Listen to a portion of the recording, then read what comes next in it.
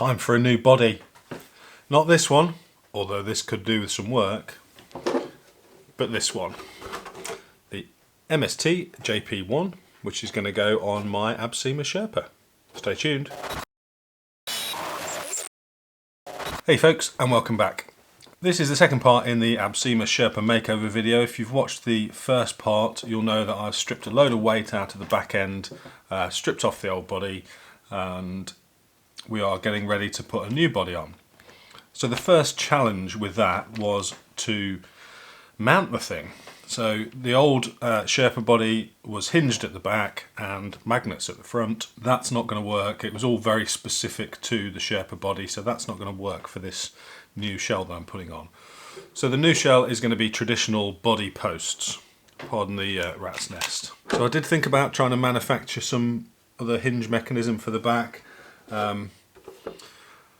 But it was all getting a little bit complicated, frankly, and whilst I'm not bad in some of the CAD stuff, you know, I'm not a CAD specialist by a long way, so I know enough to get by, and designing all that was getting a bit away from me. So I've got some spare body post mounts, also body posts from the Element Builders kit, and there's some spares that came in the spare parts of the Ecto. So I have basically come up with a method of mounting them. So what I've done is I've used the existing shock towers. Now in those shock towers there is a brace, a plastic brace. This is it here. So I don't know how well you'll be able to see that. It's a fairly simple piece, nothing spectacular. It's actually a little bit bendy and flexible, so I'm not really sure exactly how much that was bracing the chassis, but it was probably giving it some strength. So what I've done is effectively replicated that piece, but with some body mounts, or some holes for body mounts to go in. It took a little while, but it's done and it works. I'm really chuffed with it. So the back one and the front one are slightly different. The front one I did a little bit wider, but I'd already cut the holes for the back one by the time I'd done that, so I couldn't really do much with that. You could absolutely use the ones that are on the front at the back, and you would then, basically, this is definitely not going to show up on here, there's some little dimples here in the back, and you can see how close the holes are, so you would effectively be pretty much bang on the original or intended body mounts. On the front it's about 1.5 millimeters to 2 millimeters off, but those dimples are within those holes on the front. That's really not going to come through now. I'll show you that when it's got some paint on, you'll be able to see it a bit better. So really pleased with the way they've turned out. The front ones you do need to use slightly shorter screws to screw them in, but you know, that's not a big deal. Just use a 14mm screw. I think the originals were 16, and then they just slot in and screw through the back.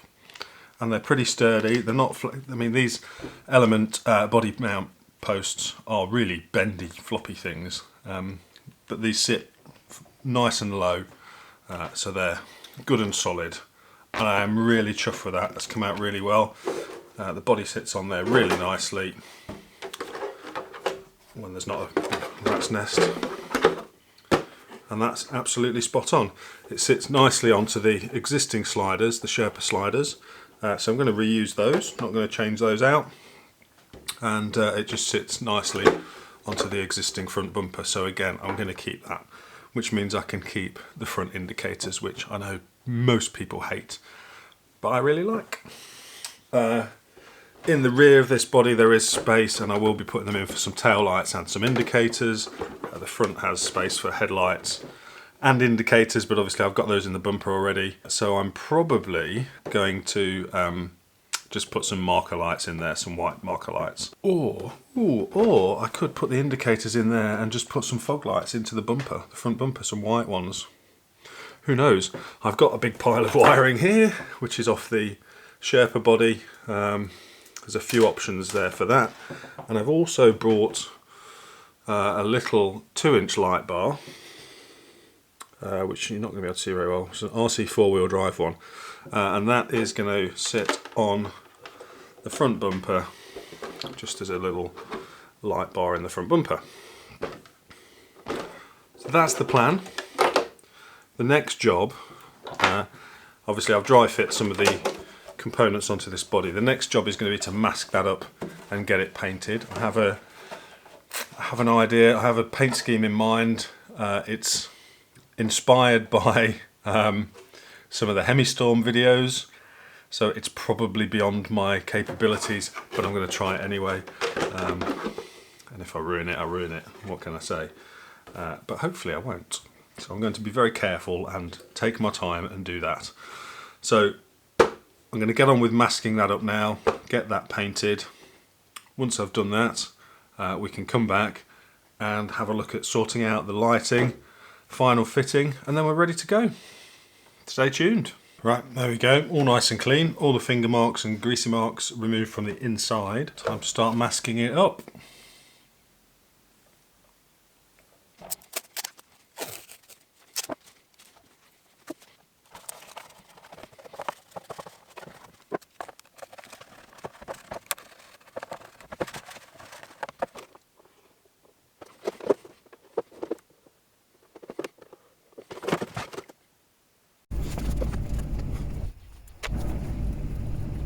Yeah, Bane look.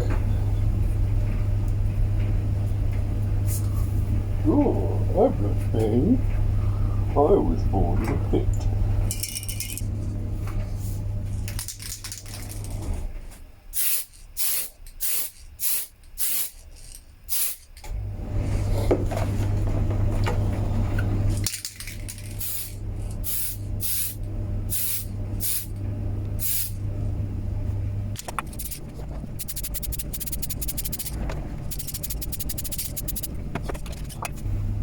And now we wait a long time. 3 days later. Okay folks, are you ready? Are you all excited? I know I am, I'm sure you're probably not. But anyway, I did plan to have a cool painting montage video there going on, but that didn't work out. So I'm just going to get on with it. Here it is, the finished article. Ta-da!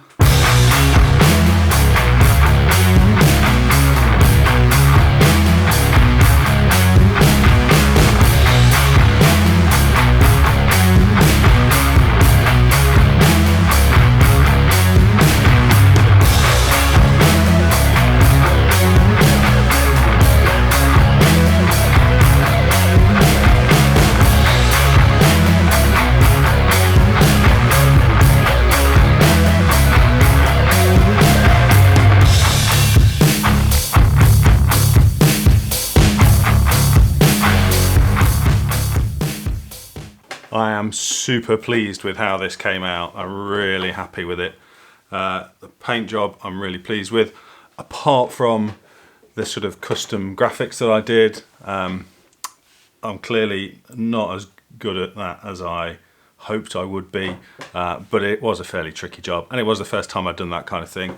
But I definitely used the wrong kind of masking tape. I got quite a lot of bleed through.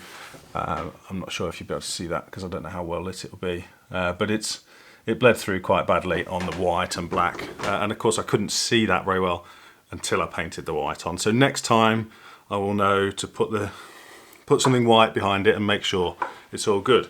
But anyway, here we go. The finished truck, this is it. So obviously it's an Absima Sherpa underneath, and it's an MST JP1 on the top. You've seen what we've done underneath, so I'm not going to go over that again. And this is just the finished body. So I was always going to put LEDs in it. I love to have light kits on the trucks.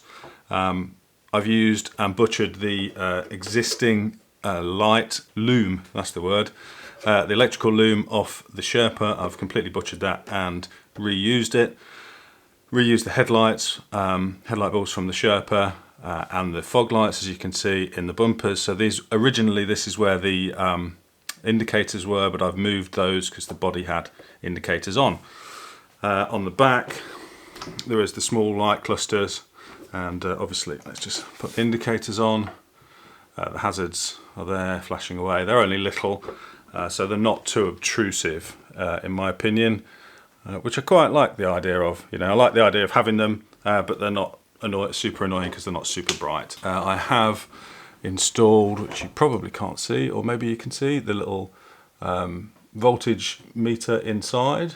So managed to reuse that as well, which is good. And we've put the RC four-wheel drive light bar in the front, on the front bumper, as we sort of spoke about before.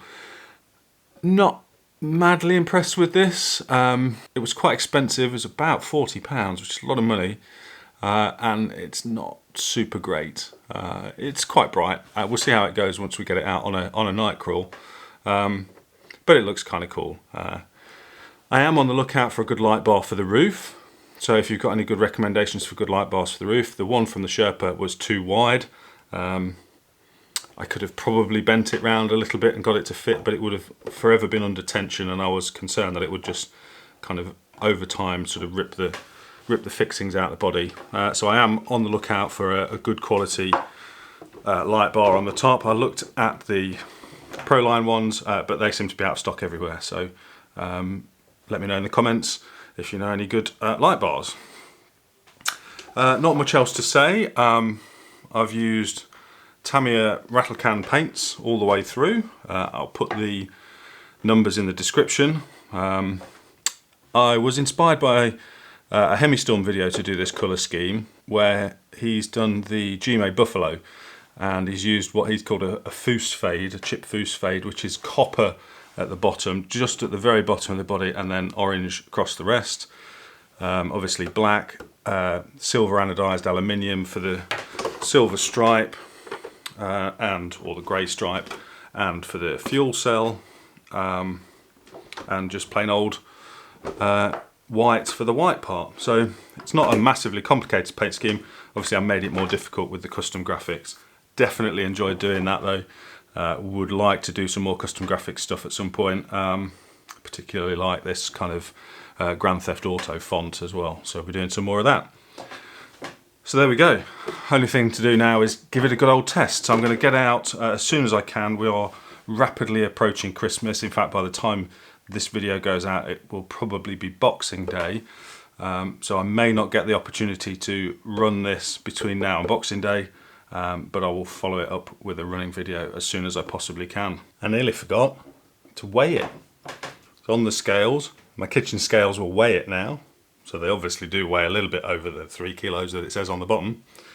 But it is now weighing in all up at 3,296 grams.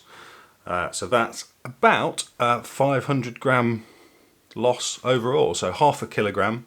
Or about a pound if you're in the States, or in a country that still uses the imperial measurements. I'm pretty pleased with that. That's really good. What it will have done, of course, is shifted the weight bias to the front. I'd already got it to where I think it was about 58.42 front to back. So I think in the January sales, I'll see if I can pick up some scales, some of the 4-point scales, and we'll see what that weight balance looks like. We may be able to actually reduce the overall weight now by taking some weight off the front axle, because that weight balance is so much further forward. So that'll be interesting to see. There we go. I hope you enjoyed the video and the little mini series for lightening the load and overhauling the Sherpa. I will be looking at some new shocks for it because I think it's sitting just a little bit too high. So I'm perhaps going to look at some Desert Lizards again, as I've said before. In the meantime, if you liked the series, don't forget to give it a thumbs up, all the usual stuff. Subscribe if you haven't done already, it is very much appreciated. And we will see you on the next one.